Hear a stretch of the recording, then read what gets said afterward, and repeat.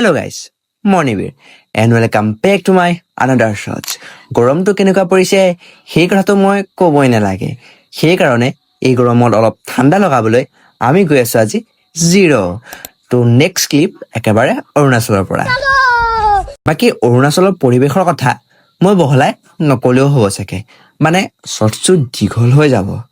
টেম সেইটো নহয়ও, এইটো টেম।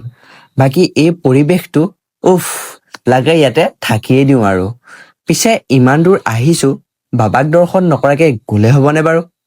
ইয়াতে আমাৰ মামা এজনো থাকে। মামাৰ ৰুমতে অলপ পেট পূজা কৰি আমাৰ ডেষ্টিনেশ্যন শ্ৰী লেক আহিলোঁ। বটিং কৰা ইচ্ছা আছিল, পিছে টাইমটো বেয়া হ'ল অহা। বাকী একেবাৰে ওপৰলৈ গ'লে সেইটো ওপৰ নহয়ও, ইয়াৰ ওপৰলৈ গ'লে ছাৰাউণ্ডিং ভিউটো মানে ৱাও।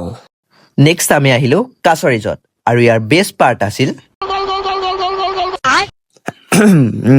ৰিজৰ্টখনৰ ভিউ পইণ্টৰ পৰা গোটেই জিৰ'খন দেখা পাব আৰু। তাৰপিছত আমি আহিলোঁ ফিছ একুৰিয়াম।